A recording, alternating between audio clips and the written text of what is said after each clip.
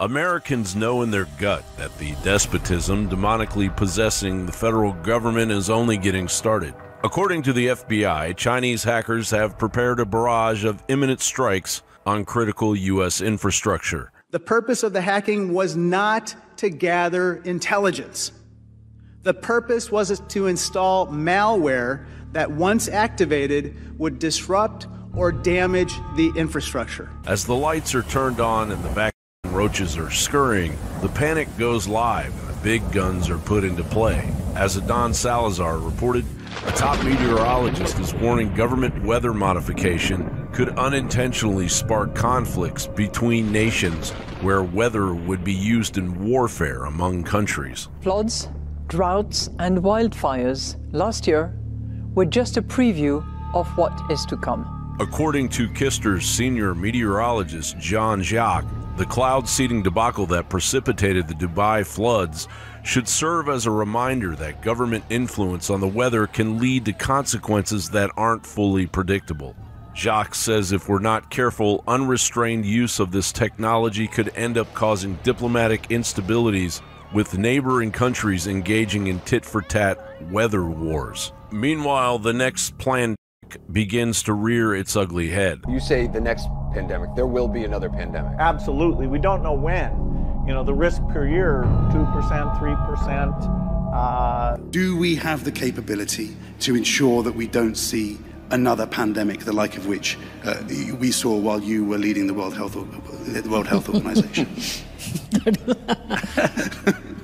Yeah. To that, the Soros-funded communist college jackbooting summer awaiting us, incoming CBDCs, nuclear war on a hair trigger, uniparty-backed Orwellian speech laws, and Biden's illegal voting bloc leading up to an unprecedented presidential election. All hell is gonna break loose. Something big.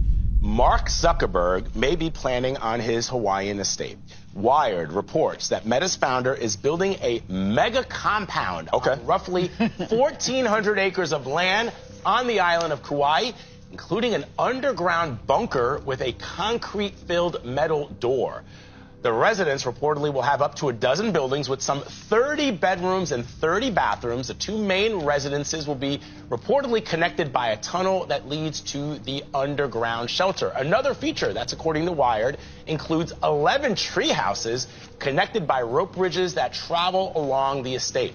The report says it will cost more than $270 million to build. There's already some controversy from indigenous people in the region who are upset about the disruption that this has caused. But this got me thinking about a book, a new book that's out recently by Douglas Rushkoff. It's called Survival of the Richest. He's a professor at City University of New York. He calls this nervous billionaires building bunkers. He writes that here are the wealthiest, most powerful people I've ever met, yet they feel utterly helpless to avoid the inevitable event.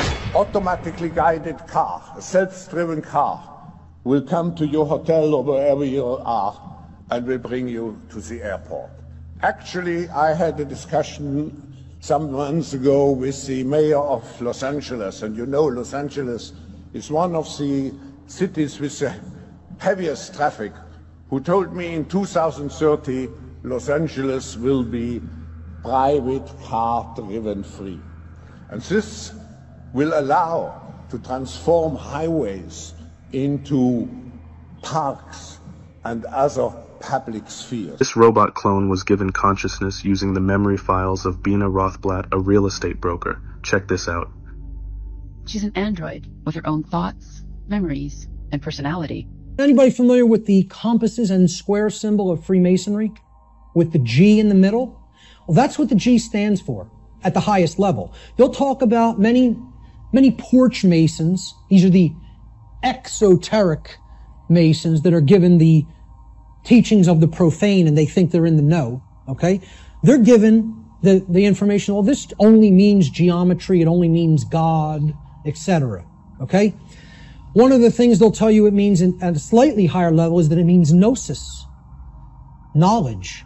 At a higher level, at illuminated levels of Freemasonry, which are above 32nd degree, they will give you what the real meaning of the G inside the compasses and square is. And it is the generative principle. It means genesis. creation. Do you think we need to worry about what they're putting in our electronics? Yeah, I mean, I'll give you one example. I bought this awesome vacuum called Tinico. It completely connects to a Chinese server to transmit and receive information. When you plug it in, it says, charging started, charging stopped. I can control that with my computer through a Chinese cloud server.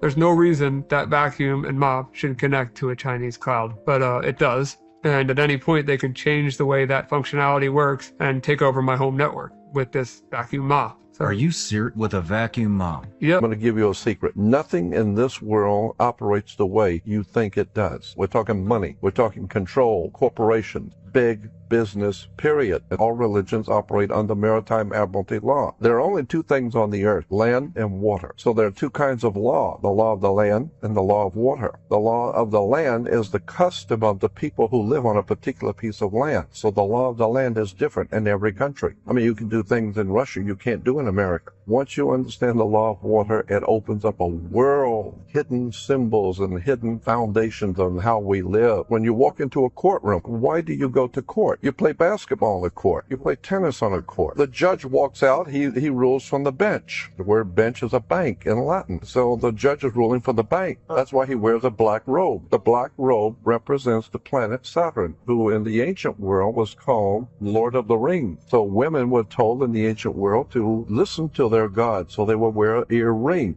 Men were to get married before their god, so they wear a wedding ring.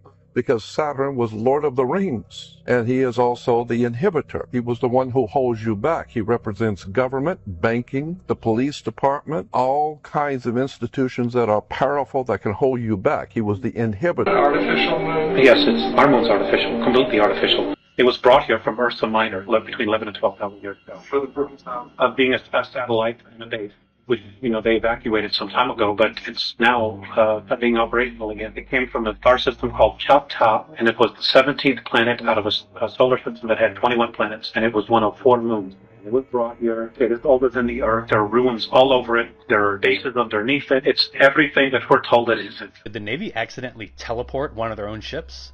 This is the story of the Philadelphia experiment. In 1943, the U.S. Eldridge was center of a Navy experiment dealing with technology that supposedly could make an entire ship invisible. But little did the Navy know, they were about to discover a new type of technology they had not planned on. A merchant marine by the name of Carl Allen claimed to have witnessed the event. Now, Carl states that the Navy was working on a technology that would make an entire ship invisible on a radar and to the naked eye. However, on the day of the experiment, things went terribly wrong. At first, it seemed like it worked. The device was turned on, and then a green mysterious fog surrounded the ship, and then it vanished. And this is when things get really weird. At the same time it had vanished from the shipyard in Philadelphia, a Navy crew all the way in Norfolk, Virginia had witnessed the U.S. Eldridge appear from a mysterious green fog before vanishing shortly after. Then, a few hours later, the ship reappeared back in the port in Philadelphia and seemed to be unscathed. Then they noticed the crew. Supposedly, some of the crew members who survived were fused into the ship's metal, with only half their bodies sticking out of the floor, and other members were partially fused into other structures, while the rest of the crew, they were missing altogether. And although this story hasn't been proven to be true, you gotta keep in mind this was back in the 40s, so you can only imagine what kind of technology our government has today. Who do you think is the most powerful man on the planet? It's BlackRock, State Street, and Vanguard. These 3 companies are the largest shareholders of 88% of S&P 500 companies. Do you know how much total money there is in the world circulating? It's around $430 trillion, $440 trillion. They control $66 trillion of the entire world's wealth. So the commander-in-chief is not who we think it is. It's the CEO of BlackRock, Vanguard, State Street. It's people like Larry Fink and George Soros. They have influence. We've always been like, is it good for a guy like Elon Musk to be as rich as he is? Elon Musk is nothing compared to what these guys are doing collectively together. We've recovered material and we've recovered the occupants. And beyond that, the president can decide what should be disclosed. It's above my pay grade. Can you just give us a sense of the scale of these recoveries? It's like 3, or is it? It is double digit, and I've mentioned that publicly. I am familiar with the exact numbers. We had multiple intel officers brief us on all the numbers and where, what, when, where, how. Where's all the stuff kept? I mean, I assume that. I do know of some specific locations. Boeing Raytheon warehouse.